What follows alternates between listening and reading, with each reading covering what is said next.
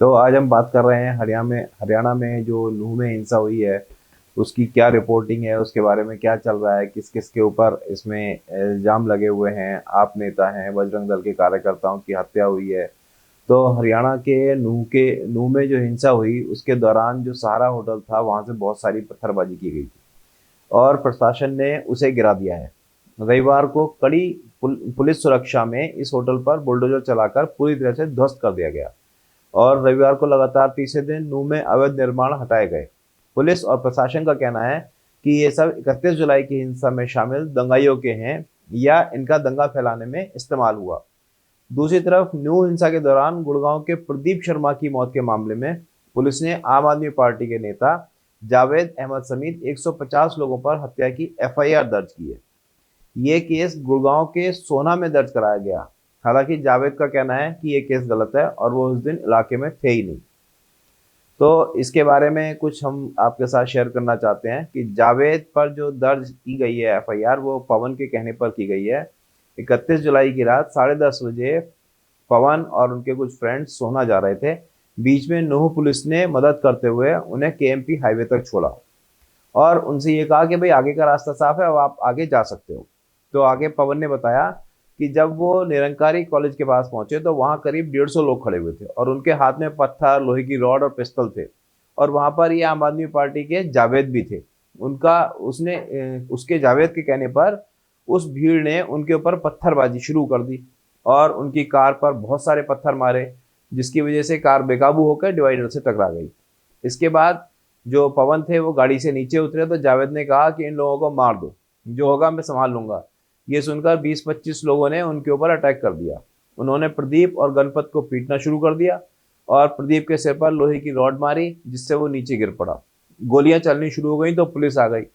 वे पवन को और गणपत को भीड़ से निकाल कर ले गए और प्रदीप को भीड़ सरिये से मारती रही। उसे नाजुक हालत में अस्पताल में पहुंचाया गया, जहां उसकी मौत हो गई। तो पानीपत में रविवार को शरारती तत्वों ने माहौल बिगाड़ने की कोशिश की। एक विशेष वर्ग पर 12 से अधिक बाइक सवार युवकों ने हमला किया। इतना ही नहीं, झुग्गी झोंपड़ियों समेत दुकानों पर लाठी डंडों से तोड़फाड़ की गई।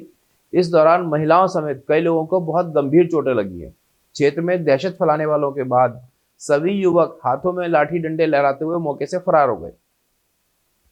एसपी अजीत सिंह शेखावत ने कहा कि इस मामले में कुछ लोगों को हिरासत में लिया गया है, जिनसे पूछताछ की जा रही है।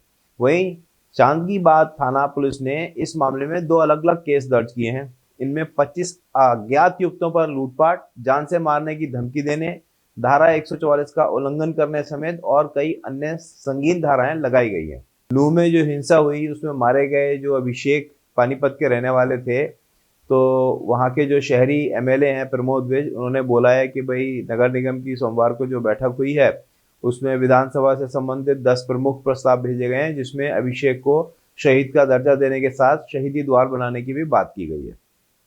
अच्छा, दूसरी तरफ कांग्रेस के जो एमएलए हैं मामम खान, उनकी सिक्योरिटी हटा दी गई है। मामम खान नूह की फिरोजपुर झिरका सीट से विधायक हैं। नूह हिंसा को लेकर उन पर भी सवाल उठाए जा रहे हैं। मामम खान का विधानसभा में दिया धमकी वाला पुराना वीडियो और एक ट्वीट को लेकर सरकार की उन पर नजर है। वहीं विधायक मामम खान ने कहा है कि मेरी जान को खतरा है और मुझे धमकियां मिल रही है। गृह मंत्री अनिल विज बोले, मुझे हिंसा के बारे में पुलिस ने नहीं बताया, बल्कि किसी प्राइवेट व्यक्ति ने फोन करके बताया और ये उनको इस पूरी नूह हिंसा की जानकारी नहीं दी गई। यहाँ तक कि हिंसा के कई घंटों तक किसी ने उनको नहीं बताया। उन्होंने एक जानकार व्यक्ति ने फोन करके बताया कि इस तरह की कोई बड़ी घटना हो गई है और पुलिस के बड़े अधिकारियों तक को इसके बारे में कोई खबर नहीं थी कि कहाँ क्या हो रहा है। अच्छा, नूह के जो एसपी थे वरुण सिंगला, पहले से ही वो लंबी छुट्टी पर थे।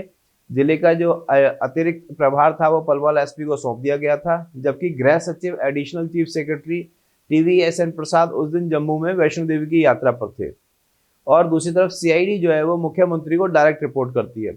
उसने गृह विभाग के कोई भी किसी भी तरह की इनपुट साझा नहीं की, इस तरह की खुफिया रिपोर्ट की इस तरह का कोई झगड़ा हो सकता है। शनिवार देर रात सरकार ने फरीदाबाद और गुड़गांव के पटौदी, मानेसर और सोना इलाके में इंटरनेट से पाबंदी हटा ली। हालांकि नूह में 8 अगस्त और पलवल में 7 अगस्त की रात 12 बजे तक इंटरनेट बंद रहा। नूह में कर्फ्यू के बीच थाना लेवल पर जिले में 22 ड्यूटी मजिस्ट्रेट नियुक्त किए गए। नूह के डीसी धीरेन्द्र खडगटा ने बताया कि अपने अपने इलाके में लॉ एंड ऑर्डर मेंटेन करने की जिम्मेदारी इन्हीं की होगी। लोगों के सहयोग के लिए इनके फोन नंबर भी जारी कर दिए गए हैं। किसी भी तरह के हालात से निपटने के लिए ये ड्यूटी मजिस्ट्रेट तुरंत जरूरी फैसले ले सकेंगे।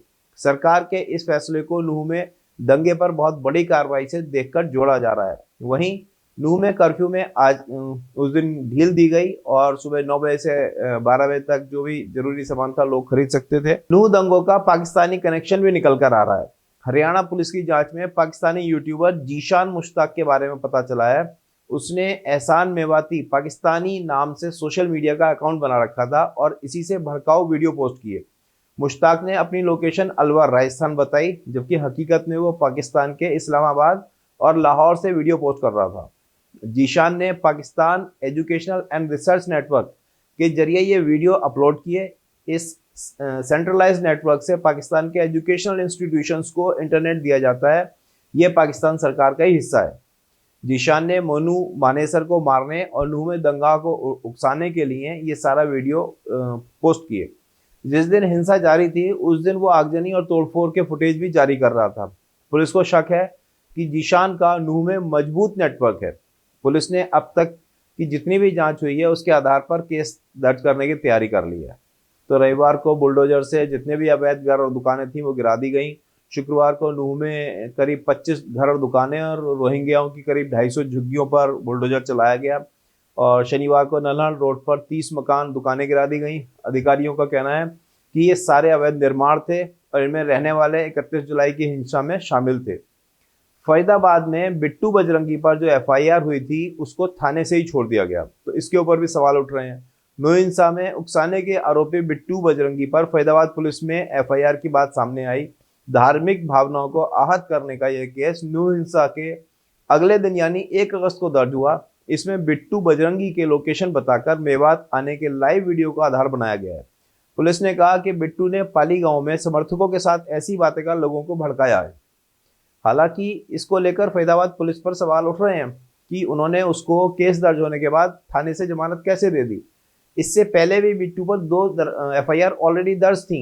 वहीं इस मामले में फरीदाबाद पुलिस के पीआरओ ने सूबे सिंह ने कहा है कि बिट्टू को थाने से ही जमानत दे दी गई क्योंकि उसके पर जो एफआईआर दर्ज हुई थी उसमें 7 साल से कम सजा का प्रावधान है। तो अगर 7 साल से कम सजा का प्रावधान होता है तो थाने से आपको इस तरह से छोड़ा जा सकता है। आपको हिंसा में 6 लोगों के मारे जाने की पुष्टि हो चुकी है, जबकि 100 से अधिक लोग घायल हुए हैं। हालांकि पिछले 3 दिनों के दौरान नूह, गुड़गांव और पलवल में हिंसा की कोई नई खबर की इस तरह की सूचना नहीं आई है।